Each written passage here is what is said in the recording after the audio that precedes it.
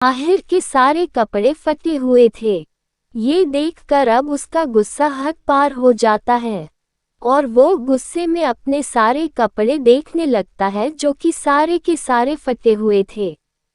वो अपने सारे कपड़े जमीन पे फेंक देता है और गुस्से में दांत पीसते हुए बोलता है, मैं तुम्हें छोड़ूंगा नहीं लड़की, तुमने बहुत बड़ी गलती कर दी। वैसे भी अभी तक मैं तुम्हारी सुबह वाली गलती माफ नहीं कर पाया और अब एक और बड़ी गलती कर दी है तुमने। मैं तुम्हें अच्छे से बताऊंगा आहिर राजवंश क्या चीज है। इतना बोलकर आहिर क्लोजेट रूम से बाहर निकल जाता है और रूम में आकर रोहित को कॉल लगता है। एक ही रिंग में रोहित कॉल उठा लेता है। हेलो सर, आहिर गुस्से में बोलता है, मेरे लिए कपड़े लाओ। रोहित बोलता है, पर क्यों सर? कपड़े क्यों, आपके पास तो कपड़े हैं ना। अभी 2 दिन हुए हैं मैंने आपके वार्डरोब के सारे कपड़े चेंज करवाए हैं। आहिर गुस्से में बोलता है, मैंने जितना का सिर्फ उतना करो, क्या तुम्हें सुनाई नहीं दिया? अब जल्दी से मेरे लिए कपड़े लाओ, तुम्हारे पास सिर्फ 15 मिनट है। उसकी बात सुनकर तो रोहित की जान हलक में अटक जाती है। आहिर कॉल कट कर देता है। रोहित बोलता है, 15 मिनट में कपड़े लेकर जाना है, इतने जल्दी कैसे करूं ये सर भी ना, मुझे तो सुपर एक्सप्रेस समझ रखा है। अब मुझे शॉपिंग करनी होगी, जल्दी कर रोहित, नहीं तो ये जल्लाद कभी भी तेरे ऊपर आग के गोले की तरह बरस पड़ेगा। रोहित जल्दी जल्दी आहिर के लिए शॉपिंग करने लगता है। कुछ देर बाद रोहित भागते हुए मैंशन में आता है और आशु रोहित को देख लेती है तो वो चहकते हुए बोलती है, फ्रेंड आज मैं अपने हाथों से नाश्ता बना रही हूँ, तो आज आप मेरे हाथों का नाश्ता करना। रोहित हड़बड़ाते हुए बोलता है, लिटिल बेबी अभी तो मैं आहिर सर के पास जा रहा हूँ, बाद में मैं तुम्हारे हाथों का नाश्ता करता हूँ, नहीं तो वो जल्लाद मेरा ही नाश्ता कर लेगा और वो भी बिना धकार लिए। इतना बोलकर रोहित दौड़ते हुए आहिर के कमरे के पास जाता है। रोहित आहिर के रूम के पास जाता है और नॉक नॉक करता है। इतने में आहिर अपने रूम का दरवाजा खोल देता है। उसके बॉडी पे अभी भी सिर्फ टॉवल थी। आहिर रोहित से वो कपड़े लेता है और दरवाजा बंद कर लेता है। रोहित को तो कुछ समझ में ही नहीं आ रहा था कि क्या हुआ है। वो अपना सर झटकता है और नीचे किचन की तरफ चला जाता है और किचन में आकर देखता है आशु ब्रेकफास्ट बना रही है तो वो खुश होते हुए बोलता है, लिटिल बेबी आज पहली बार क्या बना रही हो? आशु चहकते हुए बोलती है, मैं आज आलू के पराठे बना रही हूँ। उसकी बात सुनकर रोहित बोलता है, वाओ आलू के पराठे मुझे तो बहुत पसंद है, अब तो मुझे इंतजार नहीं हो रहा है। आशु खुश होते हुए बोलती है, अभी मैं बना कर लाती हूँ, आप कुछ टाइम के लिए इंतजार करिए।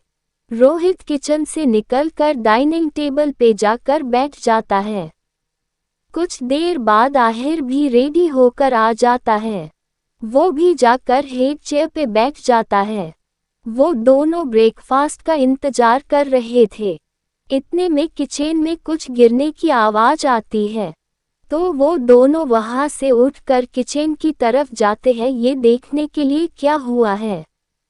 लेकिन किचन के दरवाजे पर ही उन दोनों के कदम रुक जाते हैं। वो दोनों सामने का नज़ारा देख रहे थे। रोहित की तो अब हंसी निकल जाती है। सामने आशु पूरी की पूरी आटे में नहाई हुई थी। वो छोटी सी भूत लग रही थी। असल में आटा ऊपर रखा हुआ था। जब आशु अपने हाथ बढ़ाती है आटे को लेने के लिए, लेकिन उसके हाथ वहां नहीं पहुंचते हैं, तो वो एक छोटा सा स्टूल लाती है और उस पे चढ़कर वो आटा उतारने लगती है। लेकिन उसका पैर स्टूल से स्लिप हो जाता है और उसके हाथ से आटे का डब्बा छूट जाता है और वो आटा सारा का सारा आशु के ऊपर गिर जाता है और साथ ही साथ आशु भी नीचे गिर जाती है। जब आशु वहां पे आहिर और रोहित को देखती है तो फटाक से खड़ी हो जाती है और अपने ऊपर से आटे को झाड़ने लगती है। रोहित हंसते हुए बोलता है, लिटिल बेबी तुम तो छोटा भूत लग रही हो, और जोर जोर से हंसने लगता है। आशु का तो मुंह फूल जाता है। रोहित अपना फोन निकालता है और उसमें आशु की फोटो निकालने लगता है। इतने में आशु रोहित से फोन छीनने जाती है। वो बोलती है, आप ऐसा नहीं कर सकते, मेरी सारी फोटो डिलीट करो, और उसे पकड़ने जाती है।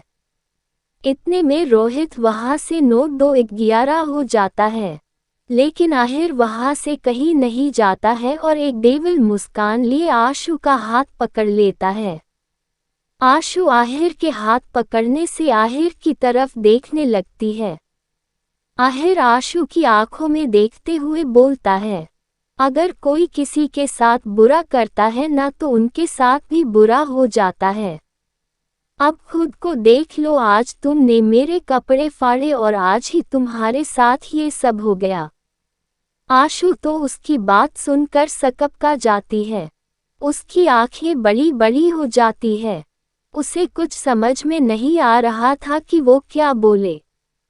वो फटाक से बोलती है, मैंने आपके कपड़े नहीं फाड़े। आहिर आशु की बात पे अपनी एक आईब्रो उठा लेता है और बोलता है, अच्छा तुमने नहीं फाड़े।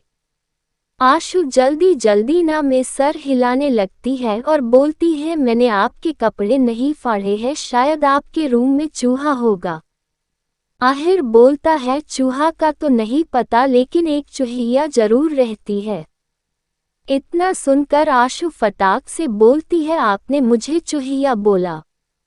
आहिर बोलता है, बड़ी जल्दी मेरी बात समझ गई। चलो ये तो क्लियर हुआ, वो चूहिया तुम थी। अब मेरे लिए आसान हो गया पनिशमेंट देना। अपनी पनिशमेंट के लिए रेडी हो जाओ। आज से हर रोज मेरा रूम तुम साफ करोगी, समझी? और जल्दी से मेरा ब्रेकफास्ट रेडी करो, मुझे देर हो रही है। और वहां से जाने लगता है। तभी वो अपने कदम रोक लेता है और पीछे पलट कर आशु की तरफ देखते हुए बोलता है, वैसे ये लुक काफी सूट कर रहा है तुम पे, और एक स्माइल देकर वहां से चला जाता है, जैसे लग रहा हो वो आशु का मजाक उड़ा कर चला गया हो।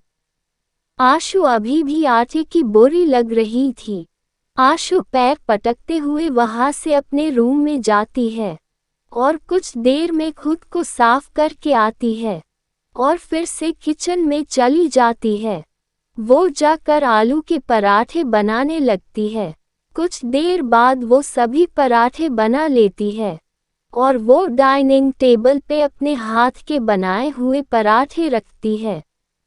आहिर और रोहित वहाँ दोनों बैठे हुए थे। रोहित तो बेताबी से पराठों का इंतजार कर रहा था। जब आशु वहां पे पराठे रखती है तो ये देखकर आहिर और रोहित देखते रह जाते हैं। उनके फेस एक्सप्रेशन कुछ अजीब से हो गए थे। आखिर रोहित और आहिर के फेस एक्सप्रेशन क्यों चेंज हो गए थे और आशु ने पराठे कैसे बनाए हैं, जानने के लिए आगे बढ़िए। क्रूल हार्टेड की स्वीट गर्ल। मेरे प्यारे प्यारे दोस्तों, मैं आप सब से माफ़ी चाहूँगी, मैं ये स्टोरी लॉन्ग नहीं लिख रही हूँ। क्या करूँ, मेरे पास टाइम नहीं होता है, क्योंकि मैं 2 स्टोरी और भी लिख रही हूँ, इसलिए मुझे टाइम नहीं मिलता है। अगर आप सब उन दोनों स्टोरी को पढ़ना चाहे वो आपको पॉकेट नॉवल पे मिल जाएगी। मैं उन स्टोरी का लिंक आप सबको डिस्क्रिप्शन में दे दूंगी। और क्रूल हार्टेड की स्वीट गर्ल आगे सुनना चाहेंगे तो वो आपको पॉकेट नॉवल पे मिल जाएगी, मैं इसका भी लिंक दे दूंगी।